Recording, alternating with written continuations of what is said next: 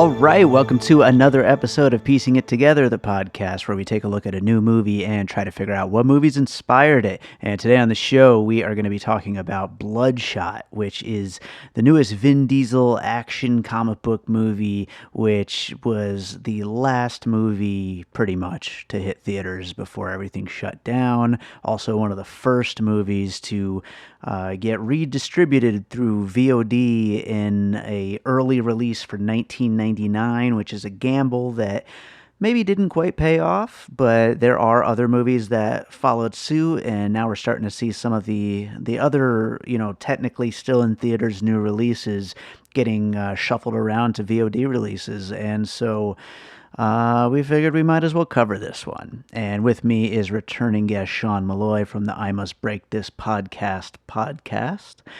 And we had a fun time talking about it. Honestly, I didn't think it was the best movie in the world. I'm hit and miss with these kinds of Vin Diesel movies. If they're as ridiculous can be, I love them. If they aim a little too serious and too, quote unquote good, I start to lose track a little bit.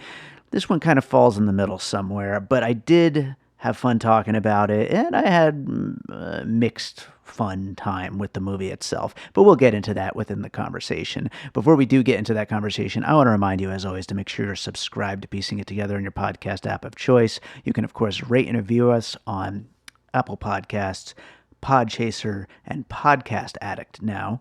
And also, Podchaser is still running a promotion where if you leave a review, they're going to donate 25 cents to Meals on Wheels, which is awesome. That's just you getting to donate money for free just by leaving us a review and letting us know what you think of the show. And we would really appreciate it if you did that, because we want to know what you're thinking of the show. Do you want us to cover more of these kinds of movies, the major releases that are getting shuffled around and fit in wherever Hollywood could seem to find a way to get them to us? Or do you want us to maybe shift the focus a little bit to VOD and Netflix movies, or continue the Missing Pieces series where we're looking at older movies? We love hearing from you guys, so get in touch. You can leave us that review on Podchaser or on Apple Podcasts or wherever you like to listen to podcasts. But on Podchaser, you end up donating 25 cents for free. So that's a pretty good place to do your review. So you could also, of course, just get in touch with us on social media at Piecing Pod. Join the Facebook group Popcorn and Puzzle Pieces. We love talking to you guys, so get in touch. So let's jump into this conversation now about Bloodshot, and we will have a special follow-up to this coming in a few days with a very special guest. All right, so back on the show with us today. It's been a little while since his last time joining us, but we have got Sean Malloy. How's it going, Sean? I'm doing well. This is going to be a fun one to chat about, because I'll just say it right now.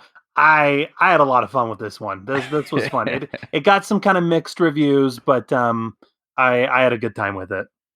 Yeah, I definitely had mixed feelings about it. I'll just say that going into it, but I definitely had some fun with it, though, especially in the second half. Once it really got going, I think one thing about Vin Diesel, I'll say this right at the top of the show, about his kind of a movie is the crazier it gets and the more off the rails it gets, the more fun I have. And that's why I enjoy these, the latest Fast and Furious movies. I especially enjoyed the last XXX movie. And so I was hoping for that. I think this started off a little slow, but then as we get into it, and we'll get into it in the conversation, it got pretty crazy.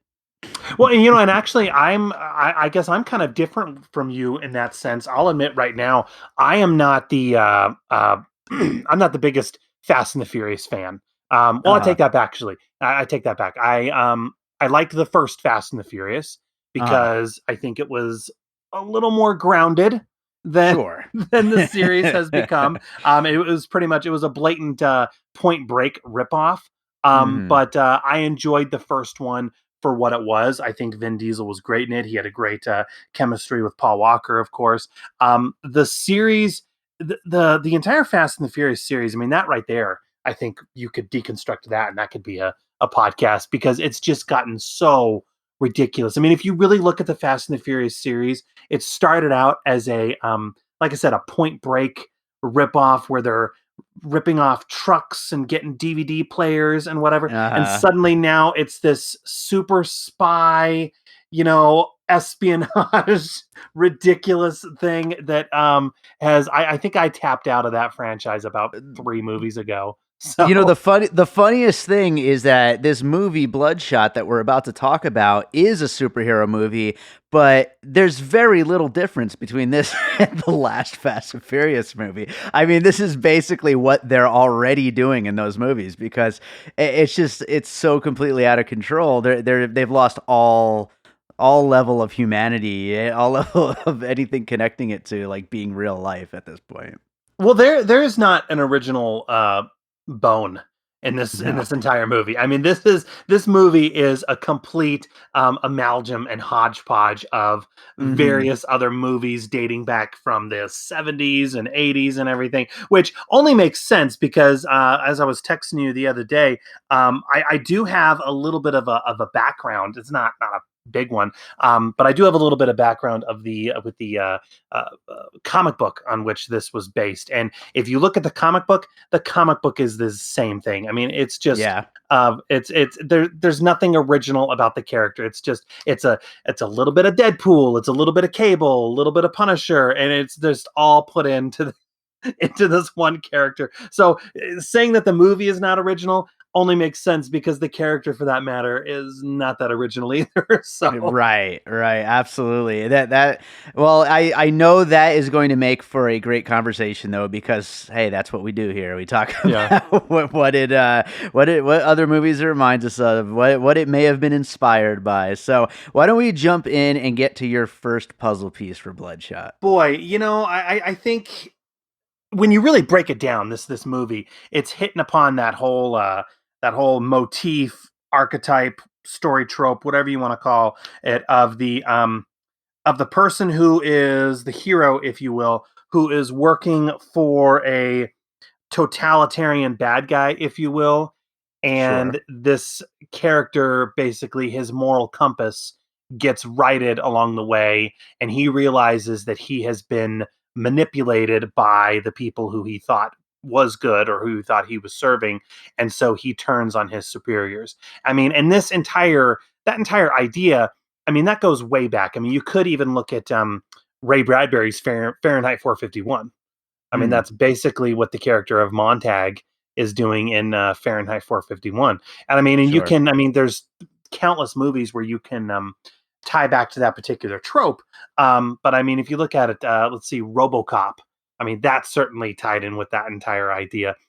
sure, Mario Van Peebles did one back in the '90s called Solo.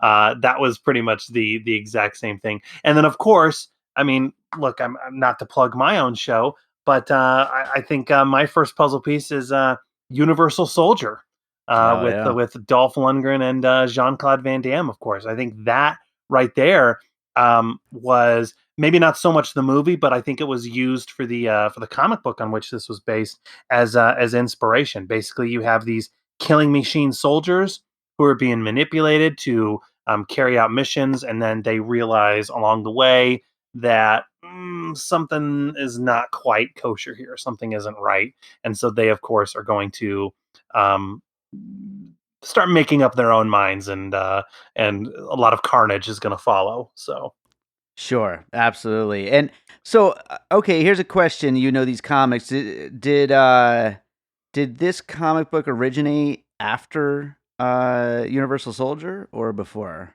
it was around the same time. Okay, so I was Yeah. actually really looking forward to talking about this with you. Actually, Okay. when you and I were talking about this, I was really looking forward to kind of going back and just reliving the nostalgia of this particular comic book.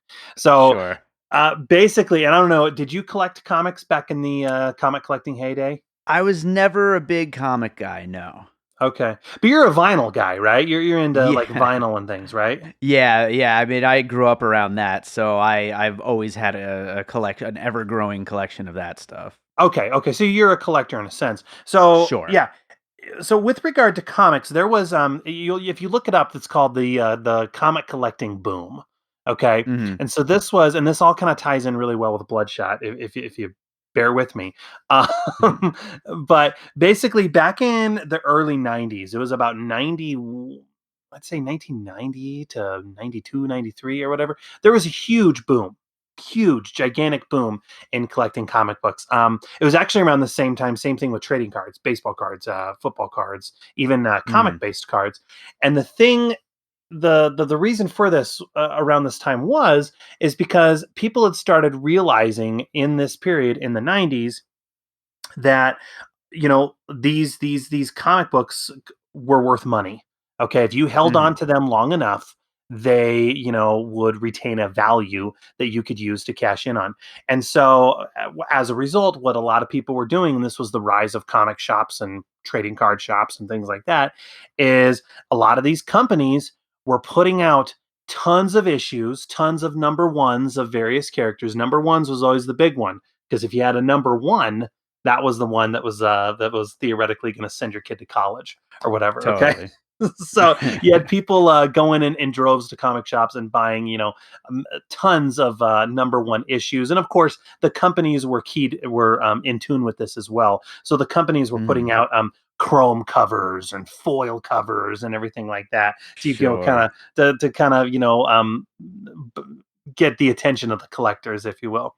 The problem with this was, and I'm sure you can, like I said, attest to this with the collecting of vinyl. The problem with this is the comics that were of value were the golden age ones, okay? The ones from like the 30s on to the 60s. And the reason why those retained a value is because, let's face it, when those comics were published, okay, I don't think there was really the knowledge that they were going to be worth anything. So as a result, they were few and far between. So those were the issues that people wanted to hold on to. Okay. Yeah, absolutely. The Un- scarcity.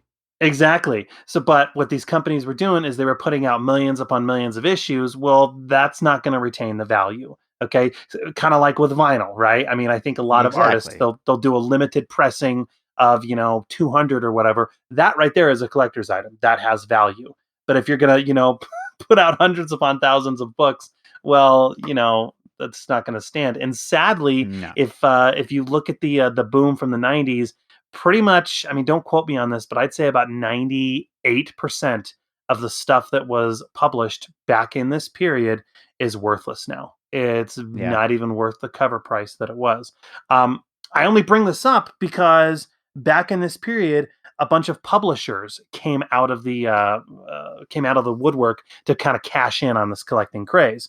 One of those publishers that came out was known as Valiant Comics. And what Valiant Comics did Mhm. is they pretty much were stealing from DC and Marvel. They kind of wanted to create their own universe, okay, the Valiant universe. And so there was a character called Exo Man of War, who was a pretty much a ripoff of Iron Man, if I remember Mhm. correctly. There was another one called Archer and Armstrong, which was pretty much a buddy cop story. And then there was Bloodshot, okay. And Bloodshot was, if you look at the character, okay, it's pretty much like I said earlier, he's a little bit of Deadpool because he has these swords. He's a little bit of Cable in the Punisher because he has all these machine guns, and then he has this white skin and these red eyes.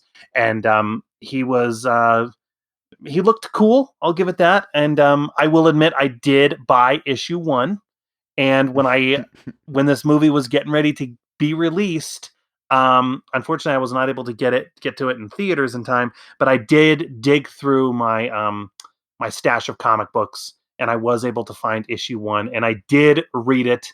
Hadn't read it in about 25, 26 years, whatever. But I did pick it up, and I did read it in preparation for this. And I'll admit right now, David, it's really not that well written. It's not that good. Wow, that's hard to believe that the movie would be tied to something like that. But And when I found out, that was the weird thing too. When I found out that this movie was even in production and they got Vin Diesel, it was really odd. It was really right. weird. Like you're gonna obviously, okay, look, franchises are selling Hollywood today. That's what everyone wants into, especially comic based properties. But it was just Sure, kind of odd exactly. that they were going with this, fairly obscure character that I don't think anyone really even knew about outside of collectors for that matter. Now, having said that, out of all the titles that came out of Valiant, I believe Bloodshot is the one that is still around and still being published. I think some various trade paperbacks have been put out within the past few years. And so he does have his fans and he does have his readers. So I'm not Yeah. going to say I'm the biggest expert, but I do have that issue number one. and There I you did go. and it's not worth anything. So I mean, I get it why why the studio would want to, try to create another extended universe out of, this sort of random, kind of C grade comic series. Because this is the thing now is these universes, even, just before the shutdown of the theaters, Universal and Blumhouse had this big hit with The Invisible Man, and now, boom, we're back in. We're getting, these classic horror movie remakes are going to start happening if the world of Hollywood survives the shutdown. But, yeah. when it seemed like that was all but over after the disaster that was The Mummy, now it's back on, and immediately they're going to jump into greenlighting as many connected things as they possibly can. It's like, because they know that once they get one, they can try to just start, knocking them one after another after another. So it makes sense to try to reach into this, even though it's not, really quite the pedigree that the Marvel or the DC is. Yeah, and I think Sony knew that as well. Because if you looked at the marketing, I thought this was really interesting.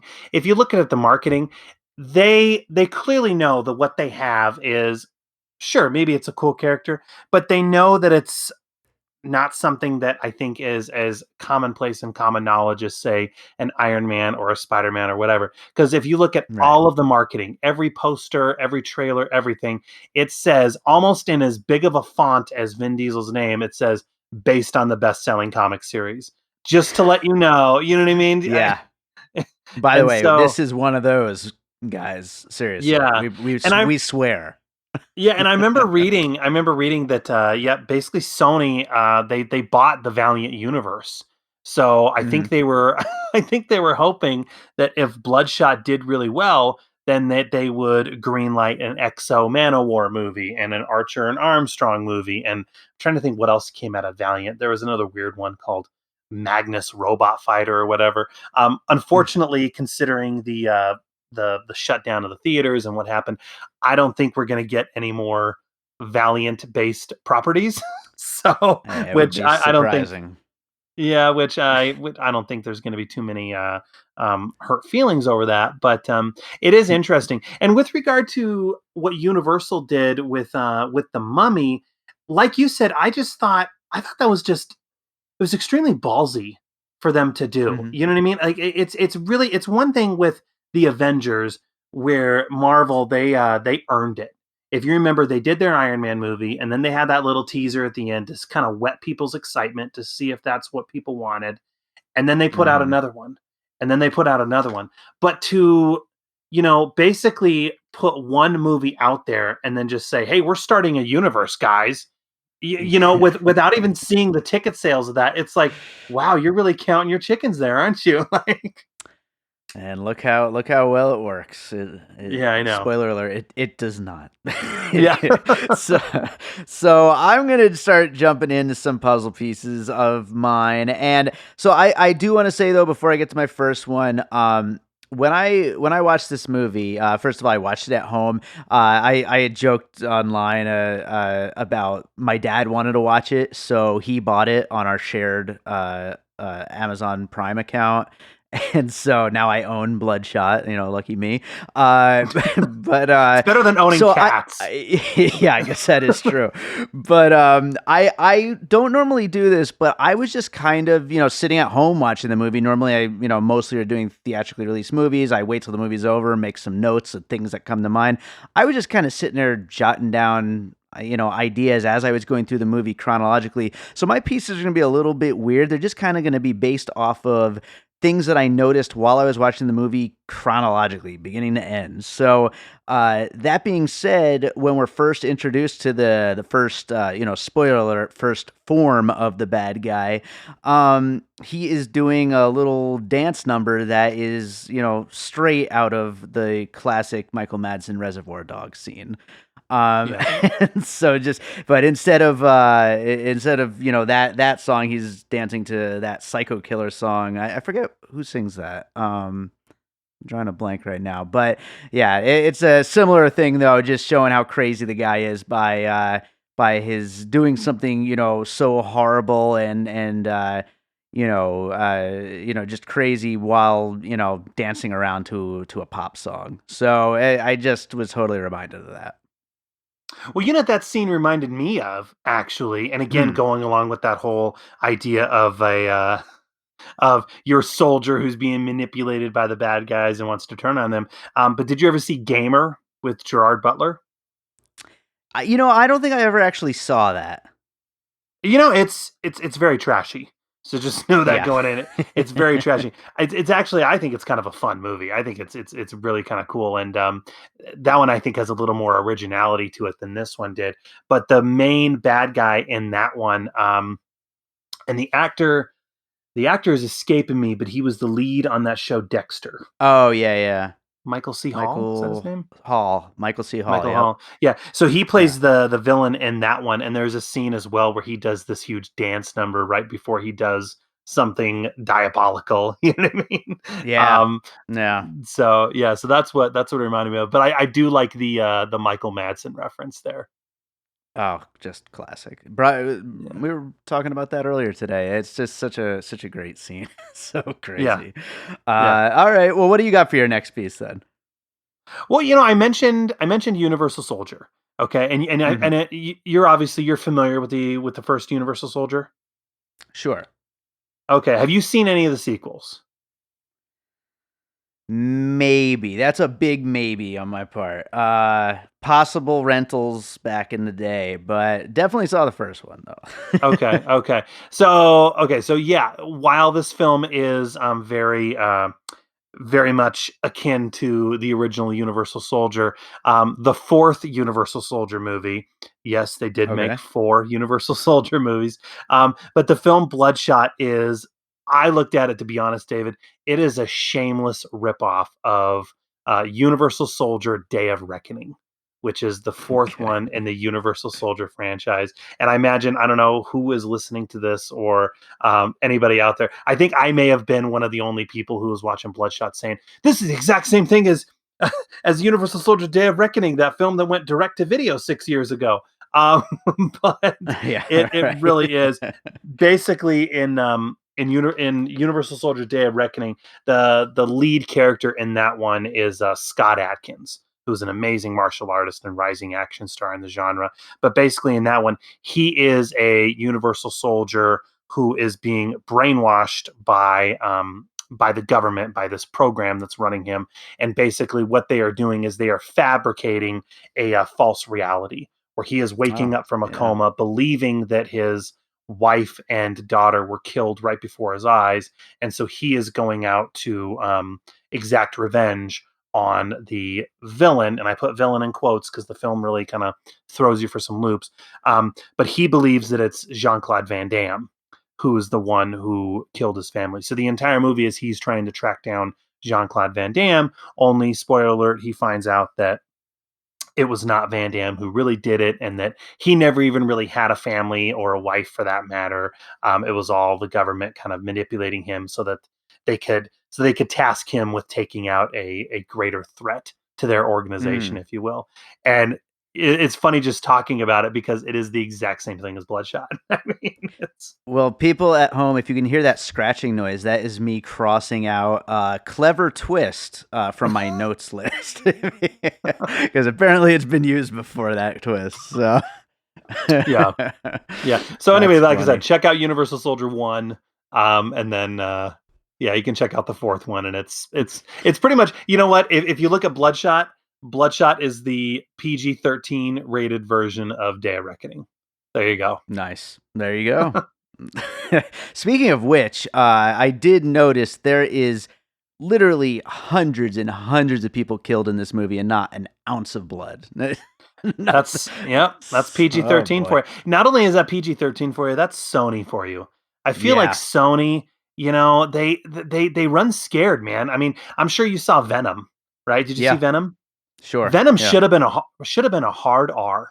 You know what I Yeah. mean? It worked with Deadpool, it worked with Logan. Venom should have been an R-rated movie, and then it's like they got cold feet a few months before release, and they made it PG-13. But yeah, Sony does that all the time. To be honest, I'm surprised Yeah. that the latest Bad Boys movie was R. I'm surprised they didn't Yeah, make that huh? PG-13. Yeah, that is pretty surprising. Well, I will go on to my next one. And so, like I said, going just right in chronological order, still in the beginning of the movie, still with that first bad guy scene. His weapon, that bolt gun thing he's using, totally reminded me of No Country for Old Men and the bolt shot thing that Anton Chigurh uses.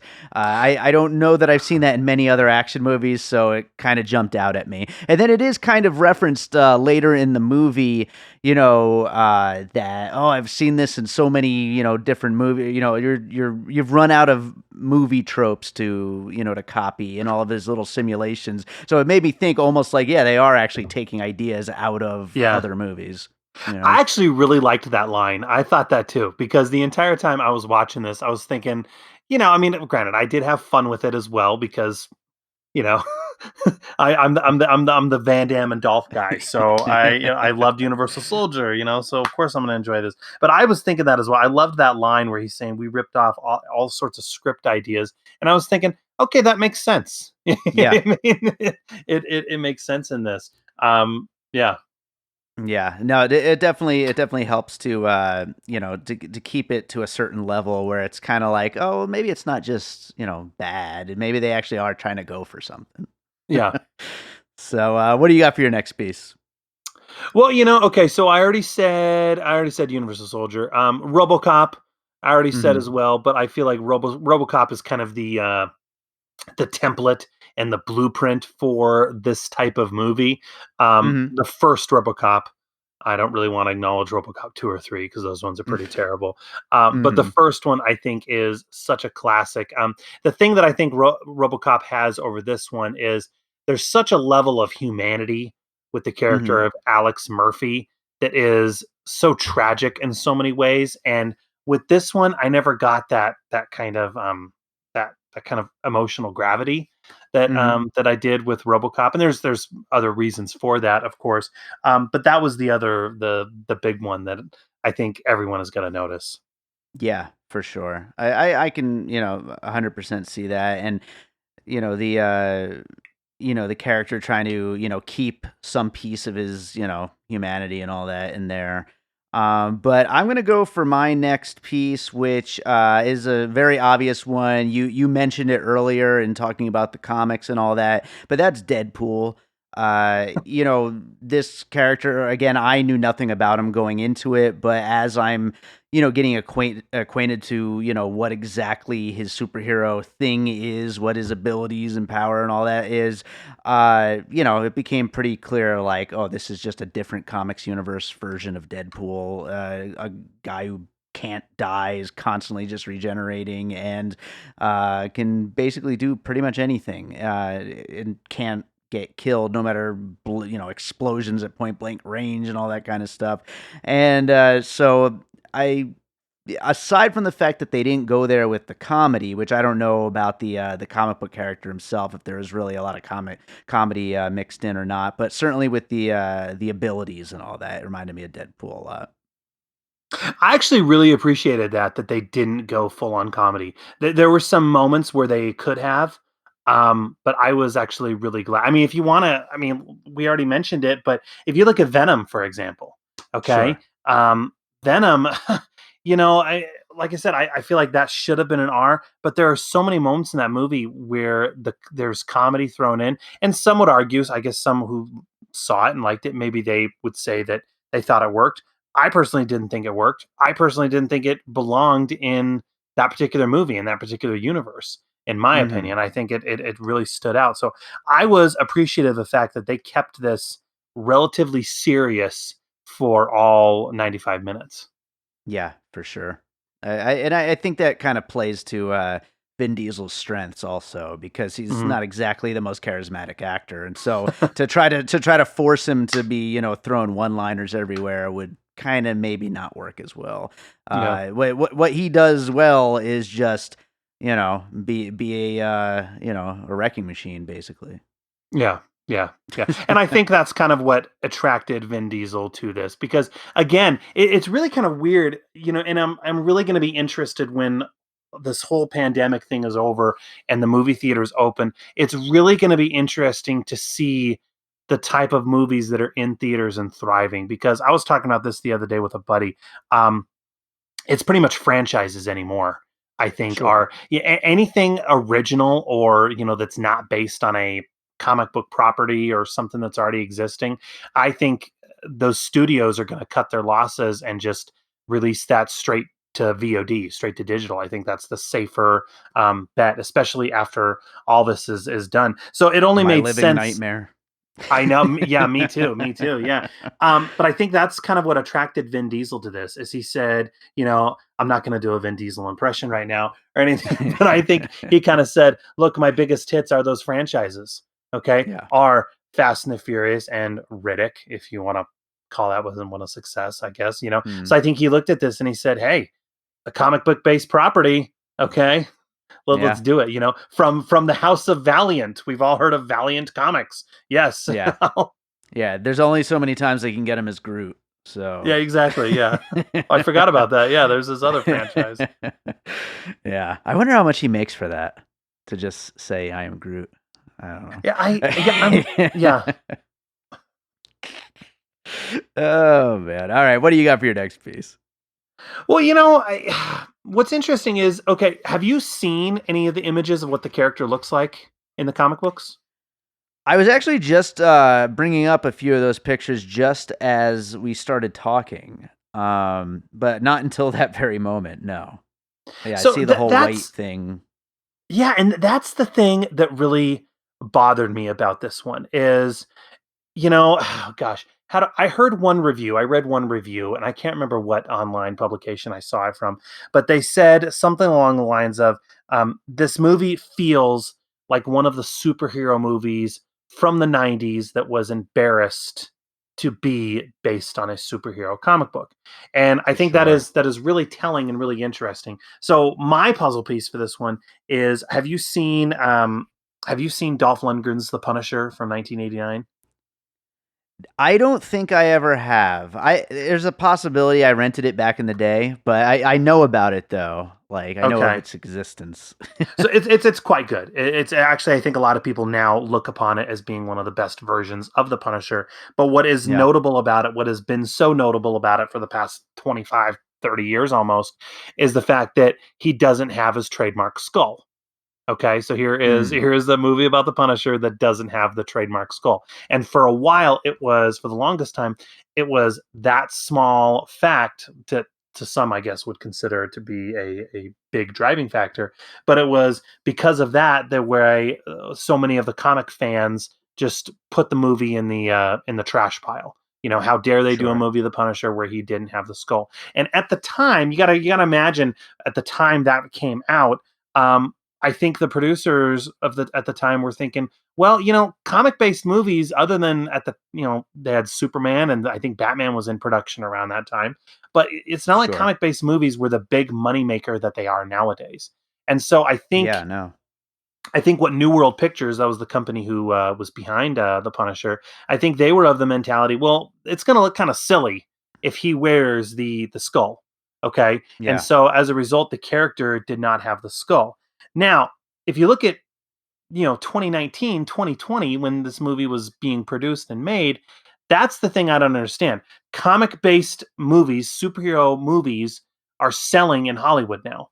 And so Yeah. that's the thing that was kind of weird to me is you're going to have a movie based on Bloodshot, this character that has a pretty slick and cool look where he has that white in the comics, it's like a white and gray skin and he has the red eyes. And you'd think that they would do something with that. And they only do it in those final 10 minutes. And it's not even for 2 minutes. I mean, again, Right. I'll give Yeah. another spoiler, but we really don't even get to see him adopt his iconic look until the final few minutes of the film. And I think the rationale that they used was he became all white because the nanobites were forming and regenerating on his body. That's why he was all white at that moment, right? Right. I think so. Yeah. So in the comic books, he's already white skin, red eyes, kicking ass, beating the shit out of people. You know what I mean? And in the film, it's weird because it's almost like that's what I thought of as well. I thought the producers were thinking, oh, wait a minute, if we give him the white skin and the red eyes, then suddenly this is going to look a little too silly and a little too comic bookish. Let's scale it back. And I'm thinking to myself, in my opinion, it's an obscure character as is that everyone knows the white skin. Why would you know what I mean? Why would you take that away? Sure. Yeah.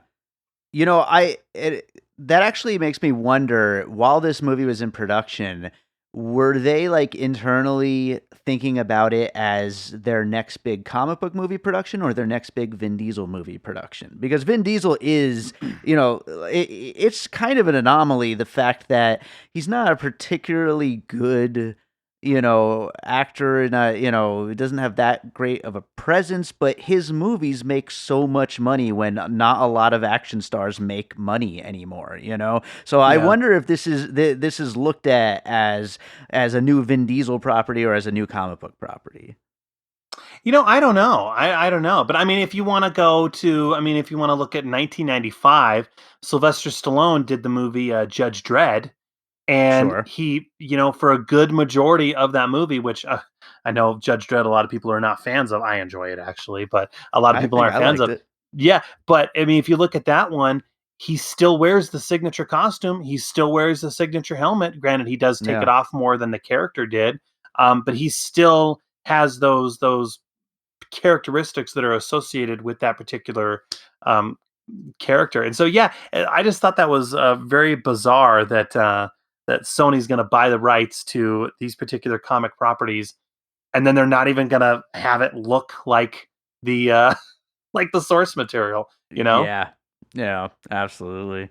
Well, I'm going to go for my next piece. And this one has been invalidated a little bit by your Universal Soldier 4 Day of Reckoning piece, but it is Eternal Sunshine of the Spotless Mind, because of the ability to go in and change memories and alter what people think they remember about things. And so, of course, in this, using it for the purpose of turning this guy into a killing machine soldier. And so, obviously very different reasonings behind why they're playing with memories in the two different movies. But I just thought it was an interesting aspect to bring into an action movie like this. That is. I mean, you're going. You're bringing culture to a to Yeah. what is what is a silly action movie franchise Kickstarter, if you will. Yeah, I could certainly see that. I haven't seen Eternal Sunshine of the Spotless Mind in quite a while, actually. But yeah, no, I like that. Awesome. Awesome. All right. Well, I only have one more piece after this. What do you have for your next one? I actually have one more as well, and it actually Okay. came to me Perfect. about 5-10 minutes before we started recording. Um, Sweet. Neil Marshall's 2000, was it 2008? Give me a minute. Yeah, Neil Marshall's 2008 film, Doomsday. Have you seen Doomsday? I haven't seen that one. Oh, you need to get out and see Doomsday. Doomsday, going along with the whole idea of how this film is very unoriginal. Same thing goes with Doomsday. Same thing with Doomsday. I don't think Doomsday has an original bone in its body whatsoever, but that does not make it a ton of fun to watch. Yeah. I think with Doomsday, what Neil Marshall did, okay, is he said, what were all of my favorite movies that I like to watch, throughout the 70s and the 80s and everything. And he pretty much played Mad Libs with it, where he took a little bit of Escape from New York. He took a little bit of Mad Max. He took, all these different apocalyptic, worlds, and then he threw it all in a pot. Okay. And then he started writing this script. And then he said to himself, you know what this is missing? Is it's missing a climax in a medieval castle. Let's throw that in there as well. He threw that in there as well. And That actually sounds like it would be a great addition. We've been doing this Missing Pieces series here on the show, where we're picking movies from the last 20, 30 years to do episodes on, just because there's not many theatrically released movies for us to cover now. So maybe we should have you back to do an episode on this movie. I should watch it oh my sometime god, soon. Doomsday is amazing. It is amazing. It's ridiculous. I mean, and if you watch it, I mean, it's you're gonna watch it. And you're gonna say, okay, they took the premise of Escape from New York, and they Mm-hmm. mixed it with Mad Max. And like I said, they Mm-hmm. threw in some medieval castles and whatnot at the end. Oh, and a little bit of, how could I forget? They throw in a little bit of Fast and the Furious as well, because the final 10 minutes is a massive car chase with a really sweet Porsche. I mean, so but Fantastic. it's so kind of cool seeing Neil Marshall just. It's like it's like he's being a chef, if you will, and Mm-hmm. he's putting a little bit of this ingredient, a little bit of here, and he's like, I'm gonna have fun with it. I feel like that is kind of what Bloodshot did. I'd say I think I had a little more fun with Doomsday, but hey. Yeah. Well, I will go to my final piece then. And we talked a little bit about Venom earlier in just talking about, all these random comic book movies. But a movie that a lot of people said was just like Venom, Upgrade from Lee Winnell, Yeah. which is a really fun movie from just a few years ago, and has a very similar Venom concept of this voice being in his head, and this chip that's kind of helping control what the main character can do in fighting against these people who want it back. And so there's a lot of that going on in Bloodshot with the scientists are able to speak to him through neural connection, and then with all of those the chips and machinery being able to help enhance what he's able to do, and then of course also with not being able to trust the scientists who are responsible for turning him into what he's become. So I felt a little bit of that kind of a thing going on here. It's funny you mentioned Doomsday, because I was actually talking about that with a buddy the other day as well. Or not Doomsday, excuse me, Upgrade. Sorry, I'm still Sure, thinking sure. about Doomsday. But with regard to Upgrade, yeah, I saw when Upgrade came out, I loved it. I thought that was Yeah. just such a really cool take on it. It was really low budget and had this kind of really scrappy kind of look to it and everything. But I thought it was really well done. It's interesting to me about that one how that one was distributed by Blumhouse, Hmm. and it's wild to me how Blumhouse, they're pretty much leading the market in terms of horror cinema today. It Sure. seems like that everything that they have coming out in terms of horror is coming from Blumhouse. But interestingly, their least successful film is the one that I liked best, and that was Upgrade. I thought that was that's always been interesting, but that was not a That's a success for him. shame. Yeah, Yeah, that's crazy. I wonder if it's I mean, well, I guess most of them are original ideas, and so, yeah, I don't know what would make it that way, but, that's really strange. yeah. Very strange. Well, alright, let's go ahead and do the finished puzzle, and then we'll get into some closing thoughts on the movie.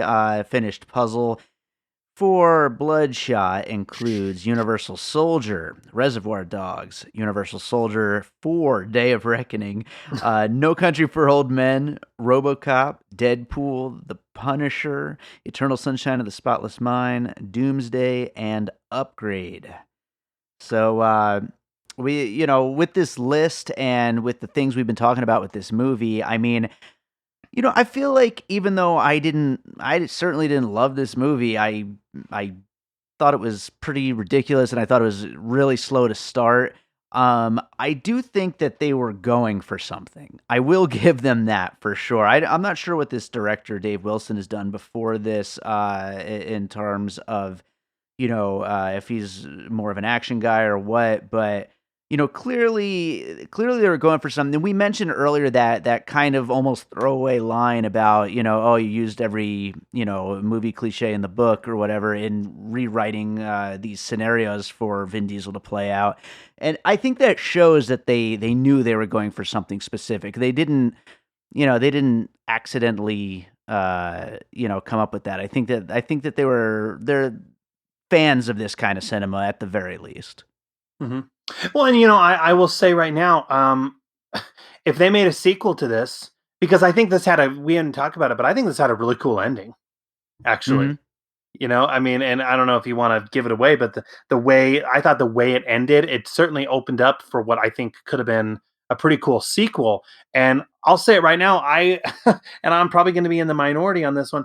I think I would rather see the continued adventures of Bloodshot certainly than I would Dominic Toretto. I feel, for me at least, I think those stories have been told. And even Riddick, I never really found the character of Riddick to be. I mean, it is kind of original, but I could care less about that one. So I would watch another sequel if they decided to go forward with it. Right. Yeah. I think I certainly think it's set up well for it. Whether or not it's going to happen, that's a whole nother story. But I do think you're right in that it is set up well, where there is something to explore moving forward with the character and the world that they kind of put together with this. Yeah. So, any other closing thoughts before we wrap it up? We didn't talk about it, but I will say right now, I thought the director of photography on this one, especially in terms of lighting, there was really Mhm. just one scene in particular, but the shootout in the tunnel, I With the thought was just flower. I thought it was just beautiful to look at. That neon red and that neon blue and everything. Hmm. I thought that was just really well lit, and it Yeah. just looked really, really cool to look at. That it was at that moment in the film where I was kind of like, okay, this is feeling like a comic book movie now. You know what I Yeah. mean? But I was surprised, and I'm really surprised in a lot of the reviews, no one else is really picking up on that. I guess maybe I'm just a little too easy to please in some senses, but I just thought that was a really a well done scene there. I think people just wanted to shit on this movie from the get go, just because of what it is and because it's Vin Diesel. But I actually just before this quarantine, I just total lucky timing, but I happen to have just got a new TV, and so when I watched this, it's in like 4K Ultra HD and all that, and yeah, it's a good looking movie. I'll say that for sure. I'll give it many points for that alone, for the lighting and for cinematography. It looks really cool on the TV. I'll tell you that. Yeah, yeah. Yeah. Well, right on, man. This was a lot of fun. I don't know if we were doing this last time you were on the show, but I now ask my guests to recommend another movie they watched recently. Have you watched something while you're stuck in quarantine that you'd recommend? Does it have to be something new, or can be something from a while ago? It could be something from a while ago, as long as you watched it recently. Yeah, I okay. So again, my tastes are a little bit different, but there's not much I think new. At least, I mean, of course, I did see Tiger King, and I think like everyone's talking about that, so I'm not going to go into that one. But I actually watched one Hmm. from 1995 that I feel still holds up. That I think is a ton of fun, called Money Train. I watched that the other night with Wesley Snipes and Woody Harrelson and Jennifer Lopez, actually, in one of her very first Oh movies. yeah, I That loved that that back in movie high school. yeah, that movie, I saw that back in, high school as well, and just on a whim, I went through my massive DVD collection, was like, haven't seen this in a while." It really, I think it still holds up. It's a ton of fun. Robert Blake is a totally despicable villain. Chris Cooper turns up as a, pretty whacked out, gross villain as That's well, and just the right. Yeah. chemistry, I think that's what sells it, is the chemistry between, Wesley and Woody. That's how I think it was marketed.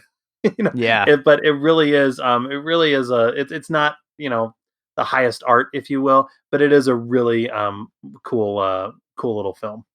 Haven't seen that in forever, but yeah, I remember I used to love that. It was a great movie back in the day. I should rewatch it one of these days. But right on, man. This was a lot of fun. Why don't you tell people where they can find your podcast? Well, we talked quite a bit actually about the films of a couple of the films, excuse me, of Dolph Lundgren and Jean Claude Van Sure. Damme. But if you're interested in learning more about Mr. Lundgren or any of his films, I do the Dolph Lundgren fan podcast called "I Must Break This Podcast," where each month we take a look, me and a special guest. Um, Deconstruct one of the films in Dolph's filmography in chronological order, and currently we are at 2006. For a second there, I thought you were going to say 2006, like movie number 2006, and I Oh was no, like, that's no, that no, feels that feels impossible. I don't. no! I'm sorry. No, we are at the year 2006 in his career. The latest episode that was posted was the Russian specialist, and in between a lot of the film reviews, I've been fortunate to have a couple director interviews. Yeah, you just had one just recently, right? Yeah. John Lyd, who was the director of a 2015 film that he did called Riot, actually. And back in early January, I was able to speak with Uwe Boll. Everyone Nice. knows the notorious director Uwe Boll. That was a ton of fun getting to speak with him. And so, yeah, the show's opened up a lot of doors. I've gotten to meet some really cool people, such as yourself, and get to talk with a lot of people who've actually worked with Mr. Lundgren over the years. So. That's awesome. Well, hey, thanks so much for doing the show again, and I look forward to talking to you again one of these days, man. Yeah, most definitely. Take care.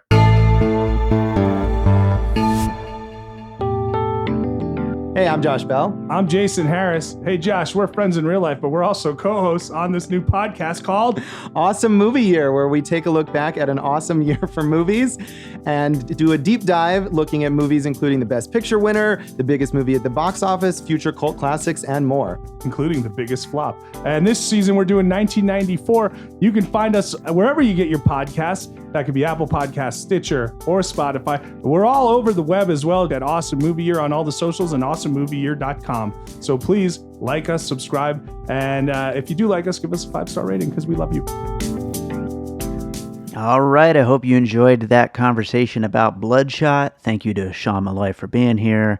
Like I said in the intro, we do have a special follow-up to this episode coming up in a couple of days with a special guest. So that's all I'll say, but keep an eye out for that. And as always, if you enjoy the show, we'd love it if you rate and review us on Apple Podcasts or Podchaser, where they're doing that 25-cent Meals on Wheels donation for every review left. So I think that would be a great way for you to donate some money that you don't even have to donate the money. They donate the money for you just by leaving us a review. Go to Podchaser, search for Piecing It Together, and leave us a rating. That would be awesome if you did that. You can also follow us on social media at Piecing Pod. Join the Facebook group Popcorn and Puzzle Pieces. And you can also go support us on Patreon. That would be cool. We're doing a promotion right now on there where if you sign up for at least the $3 a month Patreon level, you're going to get some advanced downloads of some of my new music that I've been working on. So I'm getting ready to finish up a few of the tracks, and I'm going to put them together into like a little free download thing. It's obviously not free. You're paying monthly to Patreon, but it's a thing exclusively for the people who do pay that subscription rate. And I really, really appreciate the people who do that. It's incredible that there's some people out there who are subscribed. I thank them very much, and I want to continue making some great content for you guys, and I'm really excited about this new music that I've been working on. So I'm going to be sharing more of that with you soon. I've already shared a couple tracks on the show, but there's already 12 tracks that I've started. I mean, I've got some really good stuff in the works. Really excited about it. So, I guess it's time to close this one out. And by the way, I'm really happy, even though Bloodshot, it's not the greatest movie in the world. Let's just say that. It's good, but I mean, no, it's not good. But it was fun to talk about. Let's put it that way. But I'm really happy, though, that there is new movies coming out. Let's put it that way. New big movies. Because, of course, you're going to get these little, little straight to VOD kind of movies. But this is a big movie. The kind of movie that would have a big blockbuster opening weekend at the theater. And the theaters are all closed. And we all miss going to the theater. If you love movies like I do, you miss going to the theater like I do.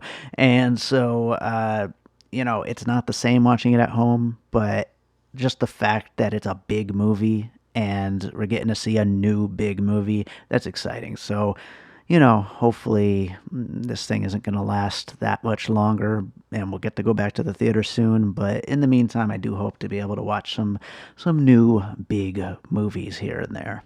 So let's close this thing out with a piece of music. And, I've been teasing all the new stuff I'm putting out, but the newest stuff that I put out is the Beater original motion picture soundtrack, and I'm going to play a track from that. This is a track from the actual film Beater, and it is called Cycles. It's actually the first track on the album. It's a bit of a moody piece. It sets the tone for the film Beater, and some of the elements that are on display within the track cycles, they kind of come and go and like make their way through as a theme throughout some of the other tracks on the album, on the score itself.